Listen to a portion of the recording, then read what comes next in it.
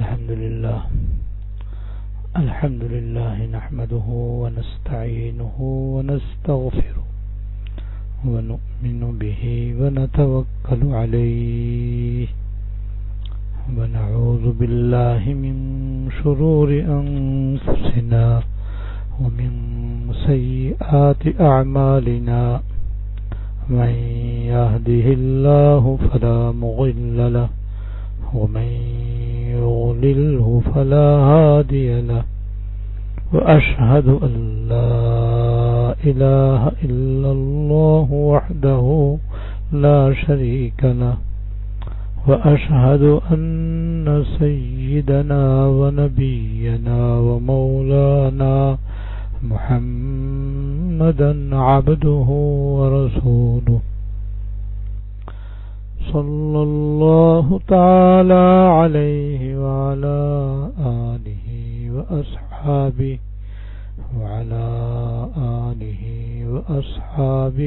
وبارك وسلم تسليما كثيرا أما بعد فأعوذ بالله من الشيطان الرجيم بسم الله الرحمن الرحيم فسجد الملائكة كلهم أجمعون إلا إبليس استكبر وكان من الكافرين قال فاخرج منها فإنك رجيم وإن عليك لعنتي إلى يوم الدين صدق الله العظيم. میرے قابل احترام بزرگوں،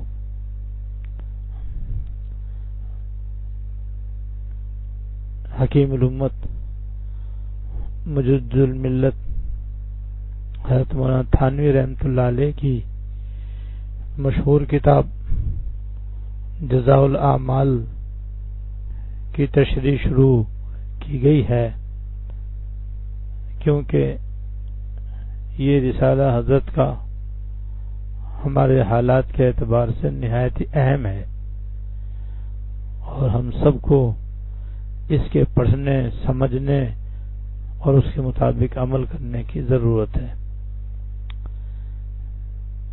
اس کا پہلا باب شروع ہو رہا ہے اور اس کا یہ عنوان ہے کہ اس باب میں گناہ کرنے سے دنیا میں کیا نقصان ہوتا ہے اس کا ذکر ہے. یعنی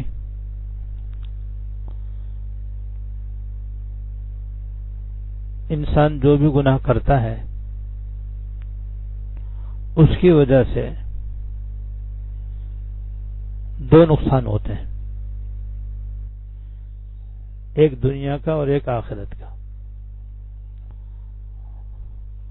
اصلی اور حقیقی نقصان آخرت کا نقصان ہے، اور آخرت شروع ہوتی ہے قبر سے. اس لیے خدا نخواستہ جو دنیا کے اندر اللہ تعالیٰ کی نافرمانی کرے گا اور نافرمانی پر مرے گا، اس کو دنیا میں بھی اس کا کوئی نہ کوئی نقصان اور وبال پیش آئے گا، اور حقیقی نقصان اور حقیقی عذاب وہ مرنے کے بعد پیش آئے گا. سب سے پہلے قبر ہی میں اس کو عذاب ہوگا جو آخرت کی پہلی منزل ہے. اس کے بعد میدان محشر میں طرح طرح کی تکالیف سے دوچار ہوگا، اس کا حساب نیاز سخت ہوگا، حق تعالی کی زیارت سے محروم ہوگا، اور بالآخر جب وہ پل صراط سے گزرے گا تو گزر نہیں سکے گا اور وہیں سے جہنم میں جا پڑے گا، اور دوزخ کا عذاب نہایت سخت عذاب ہے۔ تو گناہ کرنے سے دنیا میں بھی عذاب آتا ہے، آخرت میں بھی عذاب آتا ہے۔ جزاء الاعمال کے پہلے باب میں حضرت تھانوی رحمۃ اللہ علیہ نے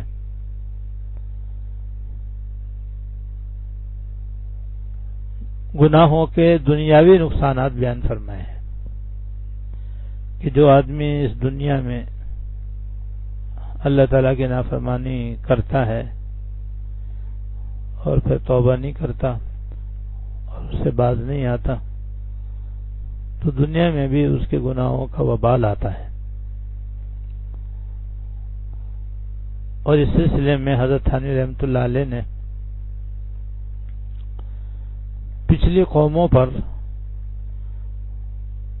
دنیا میں جو عذاب آیا ان کا اختصار اور اجمال کے ساتھ ذکر فرمایا ہے۔ بندہ اسی کو ذرا وضاحت کے ساتھ اور جن آیات میں اس کا ذکر ہے وہ بھی ساتھ ساتھ انشاءاللہ عرض کرے گا۔ اور یہ وبال جو ان آیات میں پچھلی قوموں کا بیان ہوا ہے، حضرت نے بھی وہ اس لیے بیان کیا ہے تاکہ ہم عبرت لیں۔ اللہ پاک نے بھی قرآن شریف میں اسی لیے ان کا ذکر فرمایا تاکہ ہم سبق لیں اور اپنے آپ کو اللہ تعالیٰ کی نافرمانی سے بچنے کے لیے ہر قیمت پر تیار کریں، تاکہ گناہوں کی وجہ سے جو دنیا کے نقصانات ہیں ان سے بھی ہم بچ سکیں اور آخرت میں ان گناہوں کا جو عذاب اور وبال ہے ان سے بھی اپنے آپ کو بچا سکیں۔ یہ بہت بڑی کامیابی ہے، اللہ تعالیٰ نصیب فرمائے۔ اس دنیا میں سب سے پہلا جو گناہ ہوا ہے وہ آسمانوں پر ہوا ہے۔ اس دنیا میں سب سے پہلا جو گناہ ہوا ہے وہ آسمانوں پر ہوا ہے، اور اس گناہ کو کرنے والا شیطان مردود ہے، جس کا واقعہ قرآن شریف میں جگہ جگہ اللہ پاک نے بیان فرمایا ہے، جس کا خلاصہ یہ ہے کہ جب اللہ تعالیٰ نے آدم علیہ السلام کو پیدا فرمایا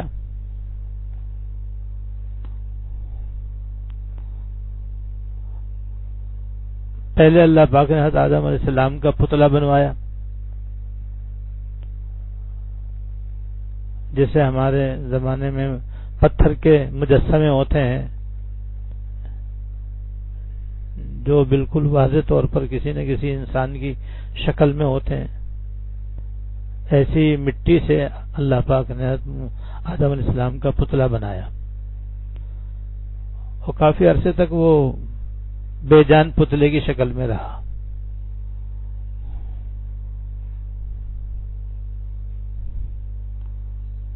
اس وقت شیطان کا ایک واقعہ یاد آیا، اس وقت کا شیطان کا ایک واقعہ یاد آیا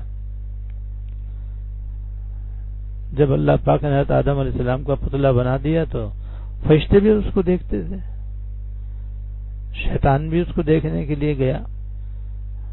ان کو یہ تو معلوم تھا کہ اللہ تعالیٰ ایک نئی مخلوق پیدا کرنا چاہ رہے ہیں،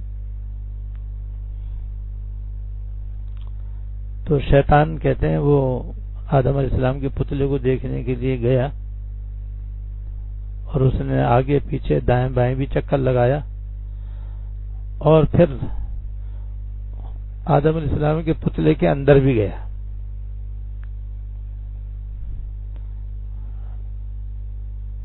اور اندر سے گھوم پھر کر دیکھ بھال کر باہر آیا، تو وہ اپنے علم کے زور پر یہ کہنے لگا کہ یہ پتلا ایسا ہے کہ ظاہر میں تو سر سے پیر تک اس کے سارے اعضاء ہیں، سر بھی ہے، ہاتھ پیر بھی ہیں، پیٹ پیٹ بھی ہے، سب کچھ ہے، مگر یہ اندر سے کھوکھلا ہے۔ یعنی عام طور پر جو پتھر کا بت ہوتا ہے یا مجسمہ ہوتا ہے وہ اندر سے بھرا ہوا ہوتا ہے،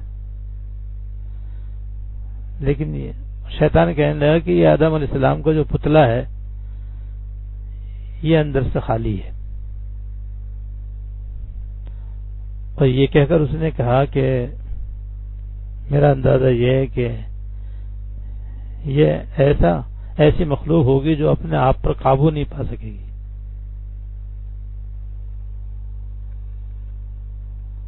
یعنی اگر یہ پیدا ہوئی اور اس میں اللہ پاک نے اپنی روح ڈالی اور یہ زندہ ہوا تو یہ دنیا میں اس طرح رہے گا کہ یہ اپنے آپ پر قابو نہیں رکھ سکے گا۔ قابو نہ رکھنے کے کئی مطلب ہیں۔ ایک مطلب تو یہ ہے کہ جب غصہ آئے گا تو یہ بے قابو ہو جائے گا، جن سے خواہش کا موقع آ جائے گا تو یہ اپنے آپ پر قابو نہیں رکھ سکے گا، گناہ کر بیٹھے گا۔ مال و دولت کی خواہش اس کے اوپر غالب آئے گی تو یہ مغلوب ہو جائے گا، یہ اس نے بتلایا۔ اندازہ کرو اس کی کیا کہتے ہیں، اس کے علم اور اس کا اندازہ کتنا وسیع تھا، اور بلا شبہ یہ سب باتیں انسان کے اندر پائی جاتی ہیں، اللہ یہ کہ اللہ تعالیٰ اس کی مدد کرے اور وہ اللہ تعالیٰ سے مدد چاہے۔ یہ تینوں باتیں آج انسان کے اندر بہرحال پائی جاتی ہیں۔ پھر اللہ پاک نے آدم علیہ السلام کے اس پتلے میں روح ڈالی، اور آدم علیہ السلام کے جسم میں جیسے روح آئی اور وہ زندہ ہوئے تو حضرات مفسرین نے لکھا ہے کہ سب سے پہلے انہیں چھینک آئی، اور چھینک آتی انہوں نے الحمدللہ کہا، یعنی تابعداری کی، اللہ تعالیٰ کی فرمانبرداری کی۔ اور چھینک آنا انسان کی صحت کی علامت ہے، لہذا اس نعمت پر حضرت آدم علیہ السلام نے سب سے پہلے اللہ تعالیٰ کو شکر ادا کیا، اور ملائکہ نے یرحمک اللہ کہا کہ اللہ تعالیٰ آپ پر رحم فرمائے۔ تو یہ چھینک آنے پر الحمدللہ کہنا اور جواب میں یرحمک اللہ کہنا، یہ حضرت آدم علیہ السلام کی اور فرشتوں کی سنت ہے جو اس وقت سے لے کر آج تک چلی آ رہی ہے اور انشاءاللہ تا قیامت چلتی رہے گی۔ بہرحال اللہ پاک نے جنات کے اور فرشتوں کے علاوہ ایک نئی مخلوق پیدا فرما دی انسان کی، جن کے جد امجد ہیں حضرت آدم علیہ السلام۔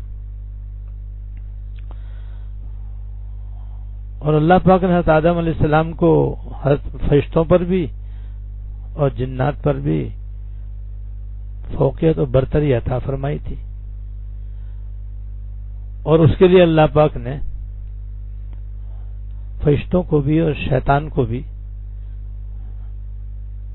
حکم دیا کہ آدم علیہ السلام کو تعظیمی سجدہ کرو۔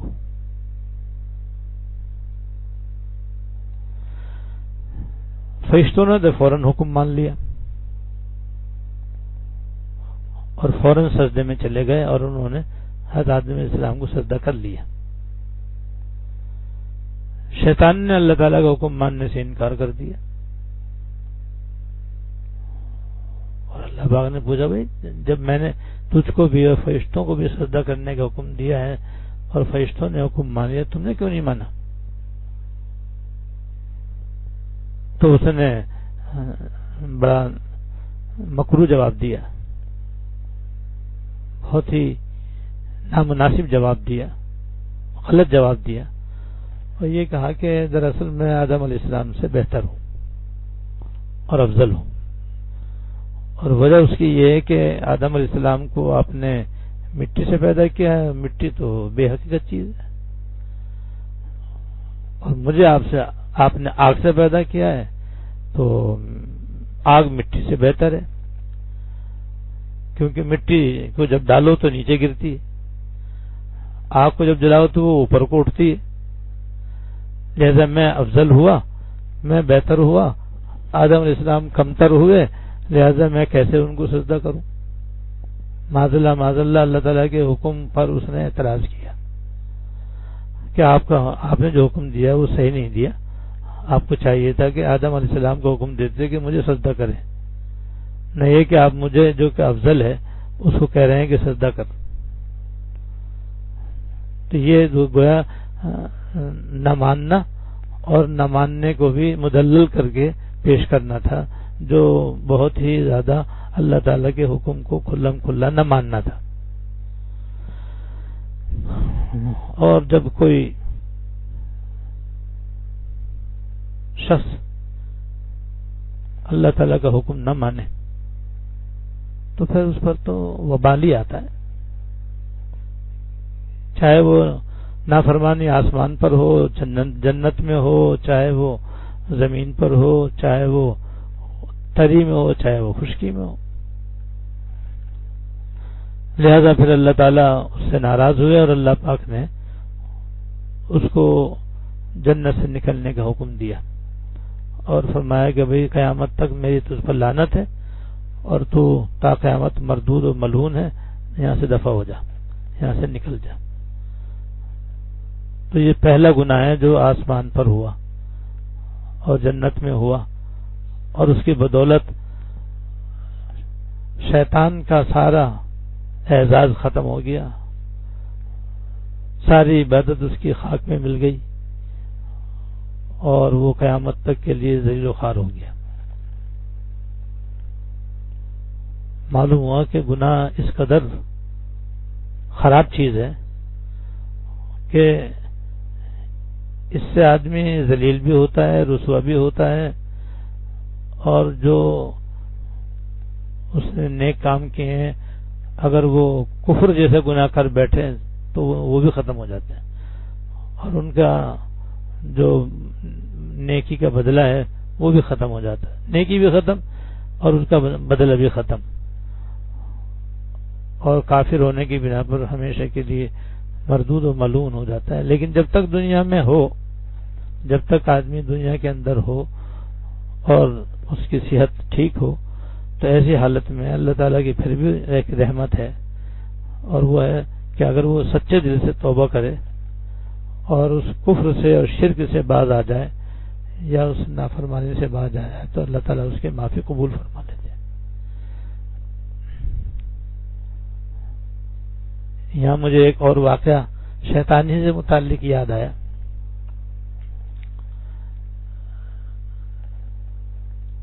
بہرحال جب اس نے اللہ تعالیٰ کی نافرمانی کی اور آسمانوں سے اس کو زمین پر اتار دیا گیا، حضرت آدم علیہ السلام بھی اللہ تعالیٰ کی حکم حکمت کے تحت دنیا میں تشریف لے آئے، تو اس نے اپنا شیطانی چرخہ چلانا شروع کر دیا، اور جیسا کہ اس نے اللہ تعالیٰ سے کہا تھا کہ میں انسان کو اب بہکاؤں گا، بھٹکاؤں گا، وہ اس کام میں لگ گیا، اور آج تک وہ اسی کام میں لگا ہوا ہے اور قیامت تک اسی طرح یہ اس کام میں لگا رہے گا۔ اللہ تعالیٰ اس کے شر سے ہم سب کی حفاظت فرمائے۔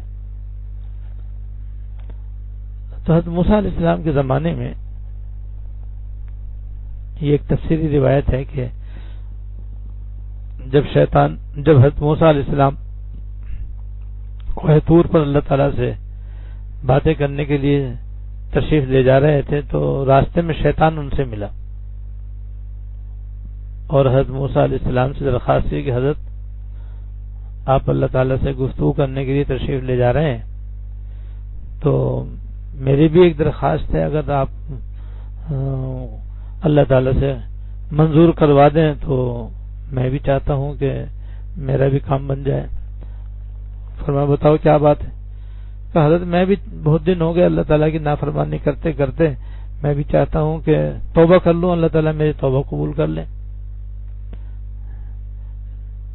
اور آپ سے بڑھ کر اب کوئی ہے نہیں یہاں، تو میں آپ کے ذریعے درخواست کرنا چاہتا ہوں کہ جہاں آپ اللہ تعالیٰ سے ہم کلام ہوں وہاں میری بھی درخواست پیش کر دیں کہ یا اللہ شیطان بھی توبہ کرنا چاہتا ہے، آپ اس پر رحم فرما دیں اور اس کو معاف فرما دیں۔ حضرت موسیٰ علیہ السلام یہ سن کر بہت خوش ہوئے، اور اللہ پاک حضرت موسیٰ علیہ السلام نے کہا میں تمہاری درخواست تو ضرور پیش کروں گا اور کوشش کروں گا کہ اللہ تعالیٰ تمہاری بھی درخواست قبول کر لیں اور تمہیں معاف کر دیں۔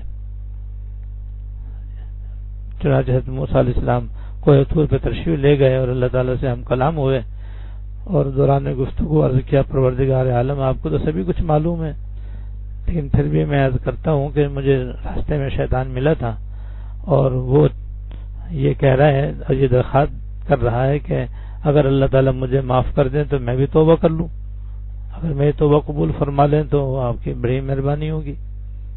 تو یا اللہ آپ اس کو بھی، وہ بھی تو آپ کا بندہ ہی ہے اور آپ کی مخلوق ہے، معافی چاہتا ہے، آپ اسے معاف کر دیجئے۔ تو اللہ پاک نے فرمایا کہ اے موسیٰ ہم ہیں اس سے کوئی دشمنی ہے، وہ اگر واقعی معافی مانگنا چاہتا ہے، توبہ کرنا چاہتا ہے تو ہم توبہ کرنے کے لیے تیار ہیں، معاف کر دیں گے اس کو بھی، لیکن ہم نے ایک حکم دیا تھا جو اس نے نہیں مانا، وہ حکم اب بھی باقی ہے۔ البتہ آدم علیہ السلام اب دنیا میں نہیں ہے، وہ وفات پا چکے ہیں، لیکن دنیا میں فلاں جگہ ان کا مزار موجود ہے، تو ان کا مزار موجود ہے، ہمارا حکم موجود ہے۔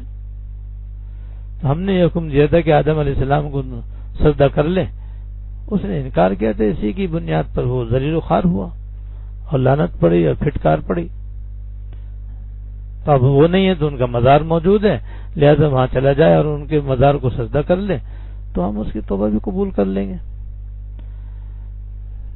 تو حضرت موسیٰ علیہ السلام بہت خوش ہوئے کہ بھائی چلو اس کا بھی کام بنا،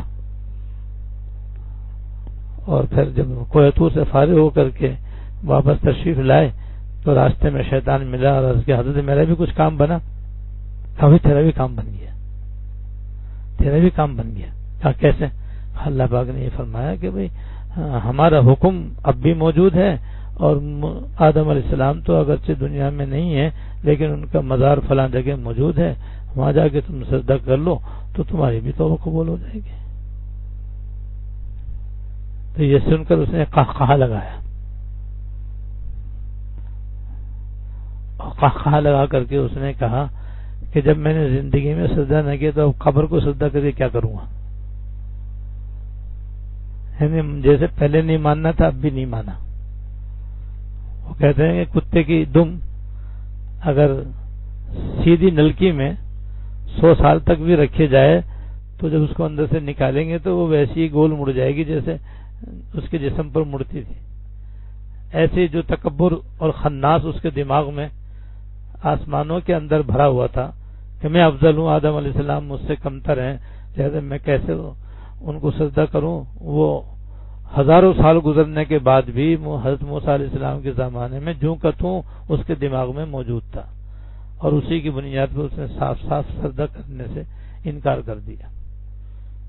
نہ اس نے سجدہ کیا، نہ اس کی توبہ قبول ہونی تھی، اس لیے توبہ بھی قبول نہیں ہوئی، اور ایک بہترین موقع بھی اس نے اس طرح سے گنوا دیا۔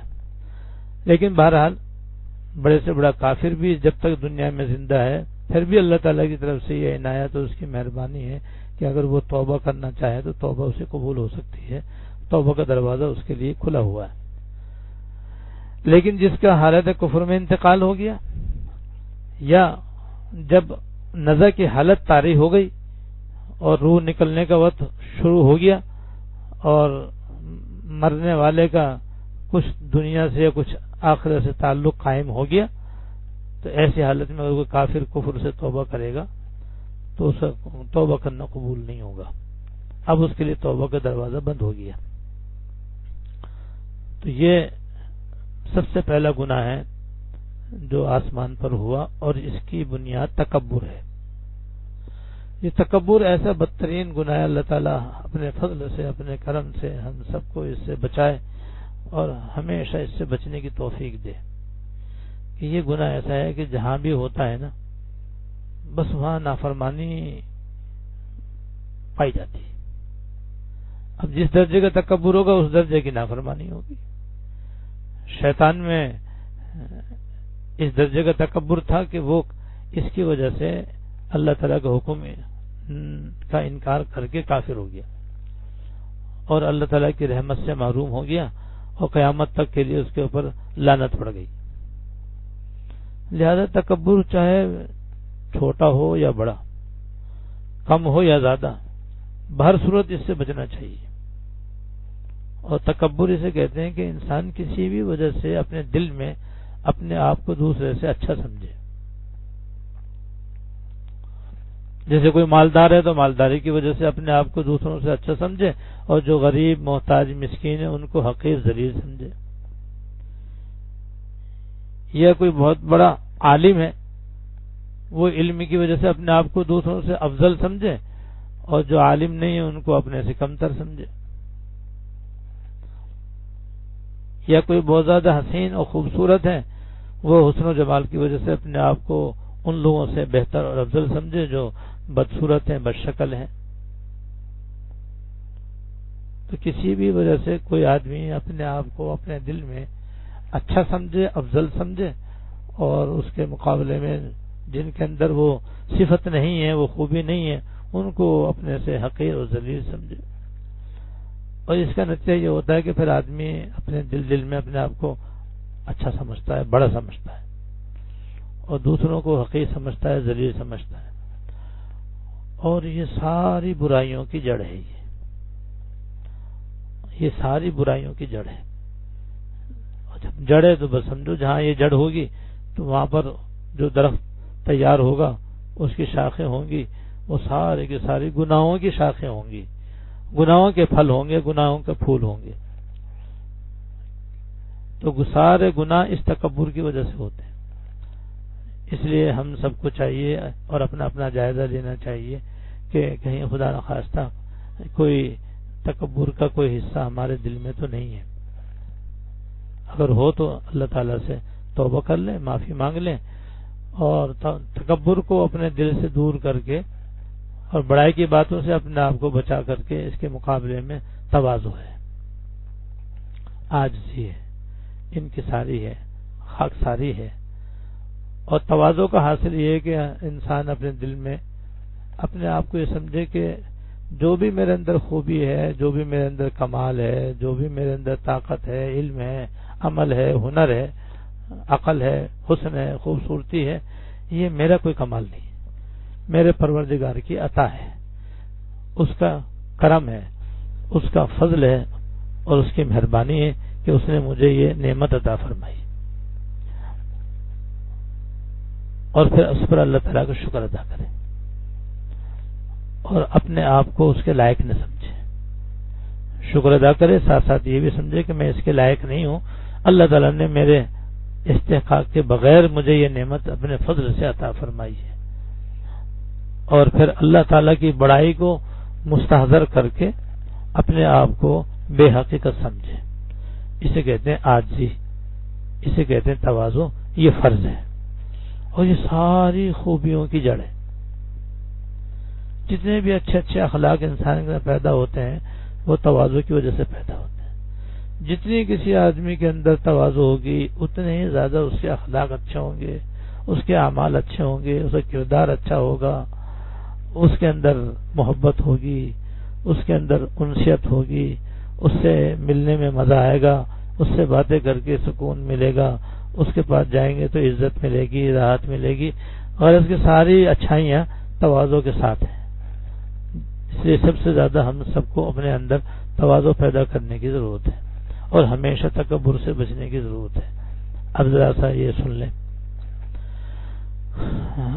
اللہ جل شانہ نے جب فرشتوں اور ابلیس کو حکم دیا کہ حضرت آدم علیہ السلام کو سجدہ کریں تو ابلیس نے اللہ تعالیٰ کا حکم ماننے سے انکار کیا۔ چنانچہ اس کی نافرمانی کی وجہ سے اللہ تعالیٰ نے اسے اپنی رحمت سے دور کر دیا اور وہ ملعون اور مردود ہو گیا، اللہ تعالیٰ کی بارگاہ سے نکال دیا گیا۔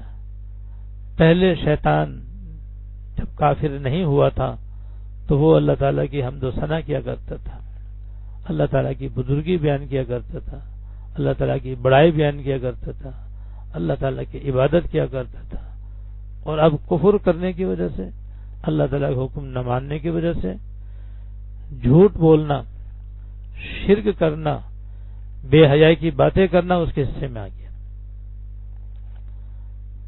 اور یہ سب کچھ کس وجہ سے ہوا؟ اللہ تعالیٰ کا حکم نہ ماننے کی وجہ سے اور نافرمانی کرنے کی وجہ سے ہوا۔ اسی لیے اللہ پاک نے فرمایا ہے فسجد الملائکۃ کلھم اجمعون الا ابلیس استکبر وکان من الکافرین، سارے کے سارے فرشتوں نے سجدہ کیا، البتہ ابلیس نے سجدہ نہ کیا، اس نے تکبر سے کام لیا اور کافروں میں شامل ہو گیا۔ قال فاخرج منها فإنك رجیم وإن عليك لعنتی إلی یوم الدین، چنانچہ اللہ تعالیٰ نے فرمایا کہ اچھا تو نکل جا یہاں سے کیونکہ تو مردود ہے، اور یقین جان قیامت کے دن تک تجھ پر میری پھٹکار اور لعنت رہے گی، اللہ بچائے۔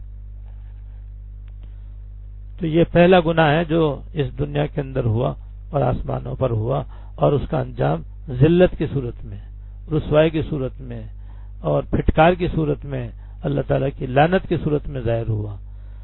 اس سے ہم سب کو سبق مل جانا چاہیے، اور وہ سبق یہ ہے کہ اب ہم دنیا میں رہتے ہوئے بھی اللہ تعالیٰ کی ہر قسم کی چھوٹی بڑی نافرمانی سے اپنے آپ کو بچائیں۔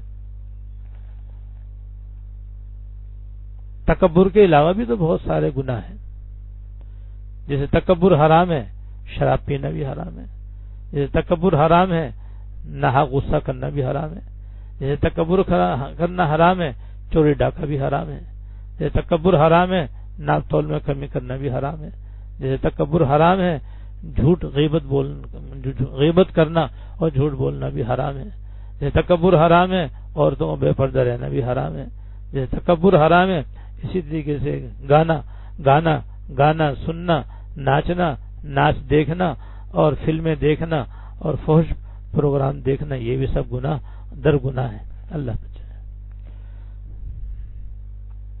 لہذا جتنے بھی گناہ آج ہمارے چاروں طرف پھیلے ہوئے ہیں، یہ سب ہمیں چاہیے کہ ان کے متعلق اپنا اپنا جائزہ لیں، اور جائزہ لے کر کے دیکھیں کہ ان میں سے کوئی ہمارے اندر ہے تو نہیں۔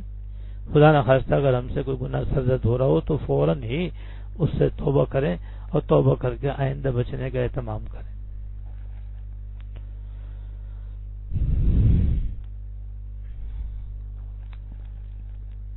اس کے بعد حضرت تھانوی رحمۃ اللہ علیہ نے مختصراً حضرت نوح علیہ السلام قوم کا ذکر فرمایا ہے۔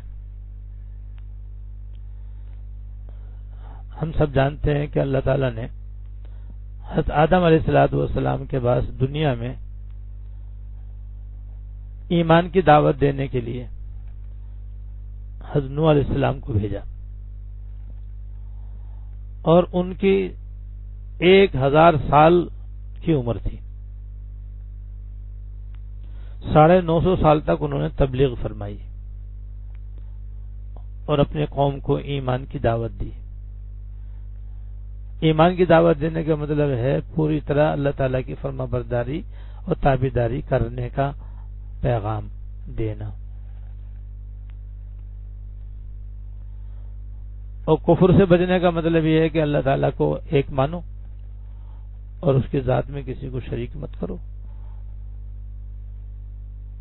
اور اس کی ہر قسم کی نافرمانی سے پرہیز کرو۔ اس طویل عرصے تک برابر وہ اپنی قوم کے اوپر محنت کرتے رہے، ان کو پیار محبت سے، نرمی سے ایمان لانے کی دعوت دیتے رہے، کھلم کھلا بھی ان کو دین متین اختیار کرنے کی دعوت دی، اللہ تعالیٰ پر ایمان لانے کی دعوت دی، چپکے بھی ان کو سمجھایا، بتایا اور ایمان کی دعوت دی اور مسلمان ہونے کی طرف آمادہ کیا۔ لیکن 950 سال میں بھی بس چند آدمی مسلمان ہوئے.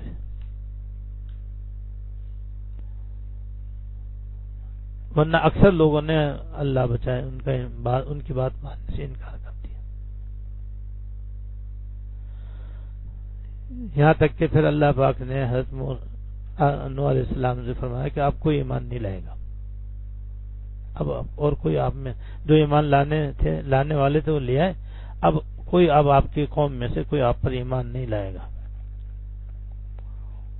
اس وقت بس نوح علیہ السلام قوم ہی دنیا کے اندر تھی، کیونکہ حضرت آدم علیہ السلام ان سے پہلے تشریف لائے تھے اور دنیا میں ان کی اولاد پھیلی ہوئی تھی، اس لیے بس دنیا میں ایک قوم تھی حضرت نوح علیہ السلام کی. جب اللہ پاک نے یہ فرمایا کہ اب آپ کی قوم میں سے کوئی اور مسلمان نہیں ہوگا تو حضرت نوح علیہ السلام نے پھر بد دعا کی کہ یا اللہ اب ان کو ہلاک کر دیجیے، کیونکہ اب یہ تو مسلمان ہوں گے نہیں. جب نہیں ہوں گے تو اب ان کا اس دنیا کے اندر رہنا سوائے دنیا میں فساد پھیلانے کے اور گناہ کرنے کے اور کچھ نہیں ہے، لہذا ان کو ہلاک کر دینا چاہیے.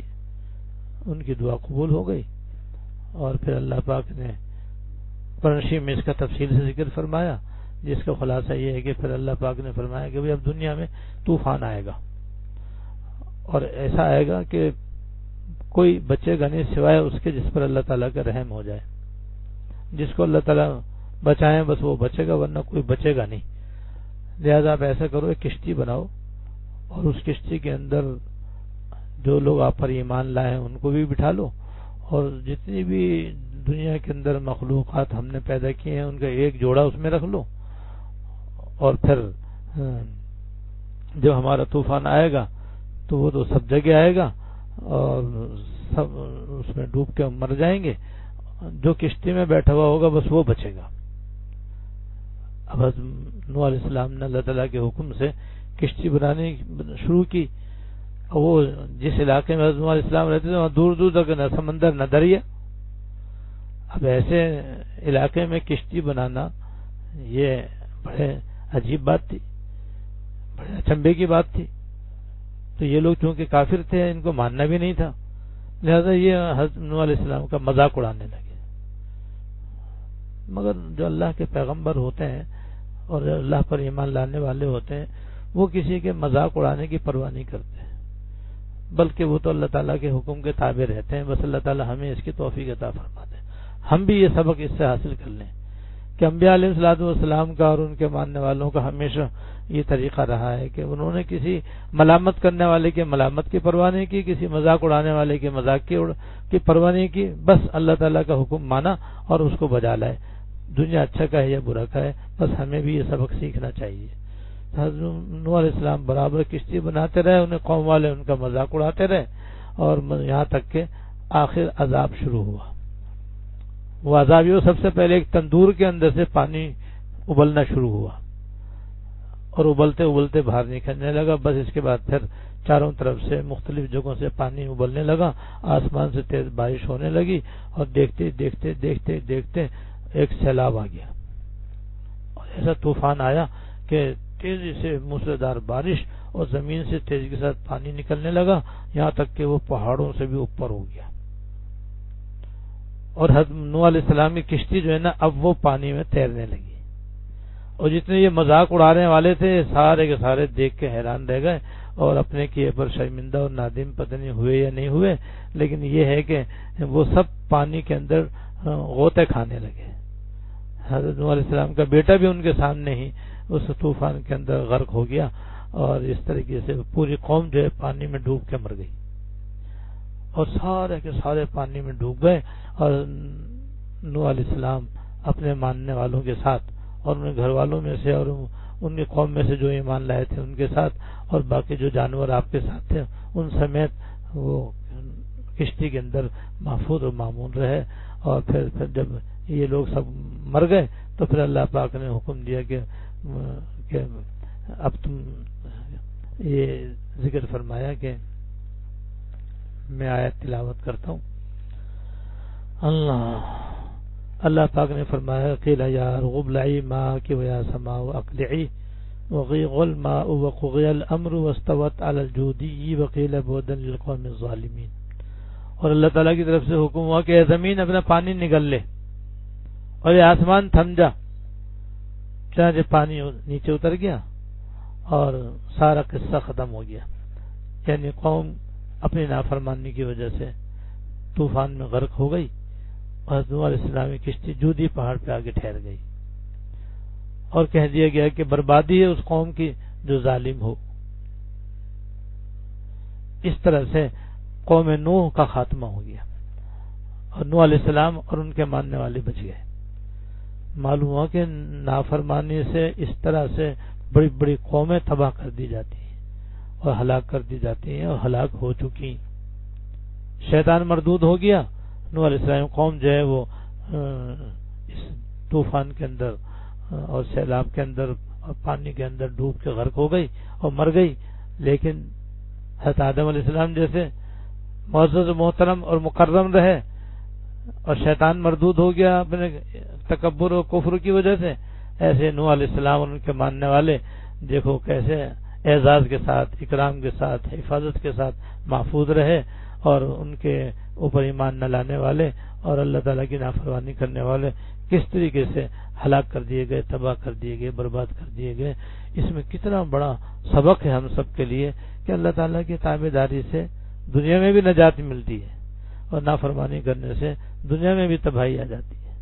جب یہ بات ہے، اور یہ بالکل حقیقت ہے، یہ بالکل ایک حقیقت ہے، بس اللہ تعالیٰ ہمارے دلوں میں اتار دیں اور ہمارے عمل میں اس بات کو جاری ساری کر دیں، تاکہ ہم جب تک دنیا میں زندہ رہیں ایمان کے مطابق اللہ تعالیٰ کی تابعداری کرتے رہیں.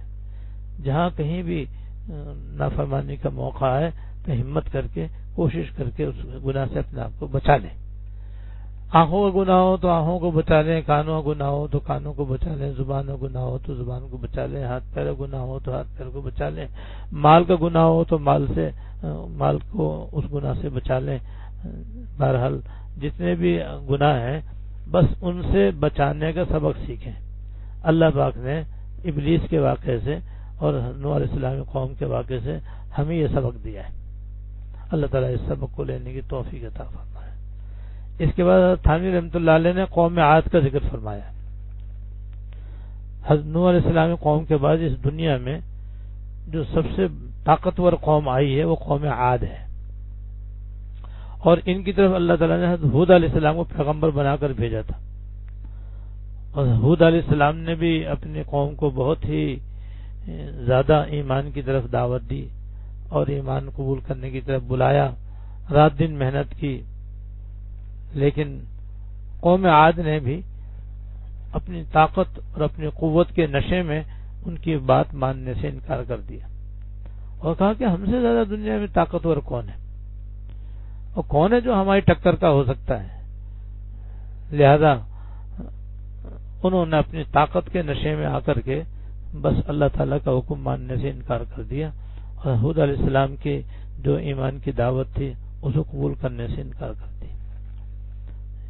یہاں بھی تکبر نے ان کو مار ڈالا کیونکہ ان کو نشہ تھا اپنی طاقت کا. اللہ پاک نے ان کو بہت ہی زیادہ قوت اور بڑی طاقت عطا فرمائی تھی. سینکڑوں سال کی تو ان کی عمر ہوتی تھی اور کوئی ان سے لڑنے کی طاقت نہیں رکھتا تھا. بڑے قوی ہیکل لوگ تھے. لیکن اللہ بچائے یہی طاقت اور قوت غیر معمولی ان کو حاصل ہونا ان کے تکبر کا ذریعہ بن گیا. اس کی وجہ سے یہ تکبر میں آ گئے. تکبر میں آ کر کے انہوں نے ایمان لانے سے انکار کر دیا. لیکن حضرت ہود علیہ السلام برابر بڑی نرمی سے، بڑے پیار سے، شفقت سے ان کو اللہ تعالیٰ کی تابعداری کی طرف بلاتے رہے، ایمان قبول کرنے کی دعوت دیتے رہے. لیکن جب حد سے زیادہ یہ نافرمانی میں بڑھ گئے اور ایمان لانے سے انکار کر دیا تو لازمی بات ہے کہ نیکی اور بدی دونوں ایک حقیقت ہے. جیسے آگ اور پانی ایک حقیقت ہے، کوئی خواب نہیں ہے. یہ جیسے آگ جلاتی ہے اور پانی آگ کو بجھاتا ہے، برف ٹھنڈا کرتی ہے، آگ جلاتی ہے. جیسے یہ ایک حقیقت ہے، بس اسی طرح نیکی اور بدی بھی ایک حقیقت ہے. نیکی کا بھی ایک اثر ہے جیسے برف میں اثر ہے ایسے نیکی میں بھی اثر ہے، اور گناہ میں بھی ایک اثر ہے جیسے آگ میں اثر ہے۔ تو جب انہوں نے حد سے زیادہ نافرمانی کی اور دنیا کے اندر فساد پھیلانے لگے تو پھر آخر کار اللہ تعالیٰ کا عذاب آنا ہی تھا، وہ آیا۔ چنانچہ اللہ تعالیٰ نے ایک تیز ہوا ان کی طرف بھیجی، وہ تیز ہوا ایسی آئی کہ یہ تھے تو بڑے طاقتور مگر ہوا کے آگے یہ سب بالکل ہوا ہو گئے، اور اس ہوا نے ان کو پکڑ کے ایسا پٹھا کہ سارے کے سارے کیا کہتے ہیں اپنے گھروں کے اندر مرے کے مرے رہ گئے۔ چنانچہ اللہ پاک نے ان کا بھی ذکر فرمایا قرآن شریف میں، فَأَمَّا عَادٌ فَاسْتَكْبَرُوا فِي الْأَرْضِ بِغَيْرِ الْحَقِّ وَقَالُوا مَنْ أَشَدُّ مِنَّا قُوَّةً أَوَلَمْ يَرَوْا أَنَّ اللَّهَ الَّذِي خَلَقَهُمْ وَهُوَ أَشَدُّ مِنْهُمْ قُوَّةً وَكَانُوا بِآيَاتِنَا يَجْحَدُونَ۔ پھر قوم عاد کا واقعہ یہ ہوا کہ انہوں نے زمین میں ناحق تکبر کا طرز عمل اختیار کیا اور کہا کہ ہم سے طاقت میں کون زیادہ ہو سکتا ہے۔ بھلا کیا ان کو یہ نہیں سمجھ میں آیا کہ جس اللہ نے ان کو پیدا کیا وہ طاقت میں ان سے کہیں زیادہ ہے، اور وہ ہماری آیتوں کا انکار کرتے رہے۔ فَأَرْسَلْنَا عَلَيْهِمْ رِيحًا صَرْصَرًا فِي أَيَّامٍ نَحِسَاتٍ لِنُذِيقَهُمْ عَذَابَ الْخِزْيِ فِي الْحَيَاةِ الدُّنْيَا وَلَعَذَابُ الْآخِرَةِ أَخْزَىٰ وَهُمْ لَا يُنصَرُونَ۔ چنانچہ ہم نے کچھ منحوس دنوں میں، اور منحوس دنوں کا مطلب یہ ہے کہ یہ دن ان کے حق میں منحوس ثابت ہوئے، ورنہ بذات خود کوئی دن منحوس نہیں ہے، ان پر آندھی کی شکل میں تیز ہوا بھیج دی تاکہ انہیں دنیاوی زندگی میں رسوائی کا عذاب کا مزہ چکھائیں، اور آخرت کا عذاب اس سے بھی زیادہ رسوا کرنے والا ہے، اور ان کو کوئی مدد میسر نہ آئے گی، اور آخرت میں ان کو کوئی مدد میسر نہ آئے گی۔ تو دیکھو یہ قوم عاد جو دنیا میں بڑی طاقتور قوم تھی، لیکن وہ بھی اپنے گناہوں کی وجہ سے آخر کار اس دنیا کے اندر ہلاک کر دی گئی اور تباہ کر دی گئی۔ تو حضرت تھانوی رحمۃ اللہ علیہ نے جزاء الاعمال کے پہلے باب میں اس طرح مختصر مختلف قوموں کا ذکر فرمایا ہے، اور ان سب سے حضرت یہ سبق دینا چاہتے ہیں کہ ہم اس بات کا یقین کر لیں کہ بلا شبہ گناہ کا دنیا کے اندر بھی وبال ہے، عذاب ہے۔ باقی انشاءاللہ تعالی آئندہ، لیکن یہاں میں عرض کرنا چاہتا ہوں کہ اس وقت اس دنیا میں کورونا وائرس کی جو وبا پھیلی ہوئی ہے یہ بھی ہمارے گناہوں کی سزا ہے، جس کو ہم اپنی آنکھوں سے دیکھ رہے ہیں کہ لاکھوں کی تعداد میں لوگ اس کے اندر مبتلا ہیں، اور لاکھوں کی تعداد میں مجموعی طور پر اس کے اندر لوگ ہلاک ہو چکے ہیں اور ہلاک ہو رہے ہیں، اور اس کی تکلیف اللہ بچائے اتنی اذیت ناک ہے کہ جس پہ گزرتی ہے بس وہی اس کو محسوس کرتا ہے، دوسرا محسوس نہیں کر سکتا۔ تو یہ بھی ہمارے گناہوں کی سزا ہے، ہمارے گناہوں کا وبال ہے، اور یہ ایسا ہے کہ جیسے گناہ ساری دنیا میں پھیلے ہوئے، اس لیے وہ وبا ساری دنیا میں پھیلی ہوئی ہے، اور جن ممالک میں زیادہ بے شرمی، بے حیائی، عیاشی، فحاشی، بدماشی اور جتنے بڑے بڑے گناہ وہاں زیادہ ہو رہے ہیں تو وہاں اس کا پھیلاؤ بھی زیادہ ہے، اور جن ممالک میں جیسے مسلمان ممالک ہیں وہاں پر اس گناہوں کی وہ کیفیت نہیں ہے جو یورپ کے ممالک میں ہے، اس لیے وہاں پر اس کا پھیلاؤ بھی قدرے کم ہے۔ لیکن بہرحال عالم اسلام بھی اس میں اس وقت مبتلا ہے، عالم کفر بھی اس کے اندر مبتلا ہے، اور لاکھوں آدمی اس کے اندر ہلاک ہو رہے ہیں اور لاکھوں مبتلا ہو رہے ہیں، ٹھیک بھی ہو رہے ہیں، مر بھی رہے ہیں۔ تو یہ بھی ہمارے گناہوں کی ایک شکل ہے جس نے اس شکل میں اختیار کی، اس شکل میں ہمارے سامنے، اس سے بھی ہمیں سبق لینا چاہیے۔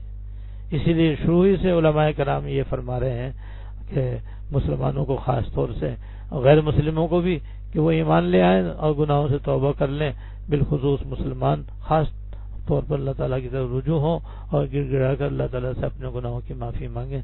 لیکن عام طور پر جب گناہوں کی سزا میں کوئی وبال آتا ہے، کوئی وبا آتی ہے، تو اس کی ایک علامت ہوتی ہے، وہ علامت یہ ہے کہ ان کو یہ سوچتے ہی نہیں ہے کہ ہمارے گناہوں کی وجہ سے یہ ایسا ہو رہا ہے، خود بخود عقل میں آتی نہیں ہے بات کہ ہمارے گناہوں کی وجہ سے یہ ہو رہا ہے، اور اگر کوئی اس کو بتائے تو مانتے نہیں۔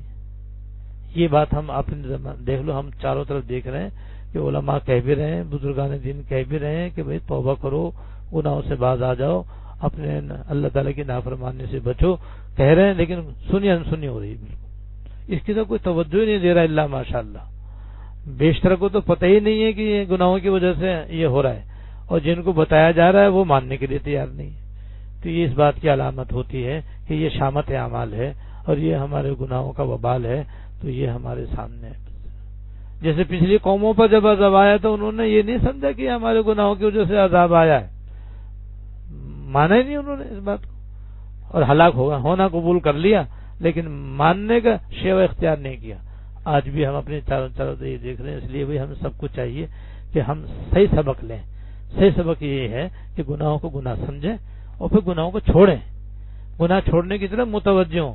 پھر جب گناہ چھوڑیں گے تو بھائی جیسے میں نے عرض کر دیا کہ نیکی بدی ایک حقیقت ہے، ایسی حقیقت ہے جیسے آگ اور پانی. تو جیسے آگ جلاتی ہے ایسے گناہ جلاتے ہیں اور انسان کو دنیا میں ستاتے ہیں، پریشانیوں کا سبب بنتے ہیں. ایسی نیکی اختیار کرنا، گناہوں سے بچنا، یہ ایک حقیقت ہے. جیسے برف ٹھنڈا کرتی ہے وہ بھی ٹھنڈا کرے گی انشاءاللہ تعالی.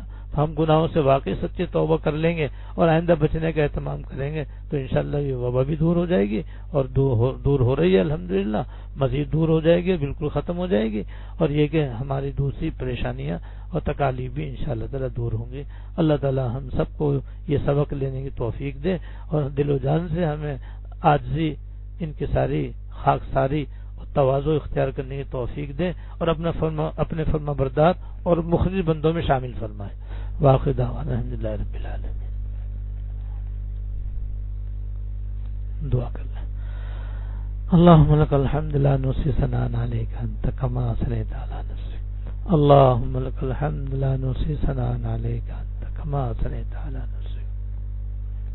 اللهم صل على سيدنا مولانا محمد وعلى آل سيدنا مولانا محمد وبارك وسلم. ربنا ظلمنا أنفسنا وإن لم تغفر لنا وترحمنا لنكونن من الخاسرين. ربنا ظلمنا أنفسنا وإن لم تغفر لنا وترحمنا لنكونن من الخاسرين. ربنا آتنا في الدنيا حسنة وفي الآخرة حسنة وقنا عذاب النار.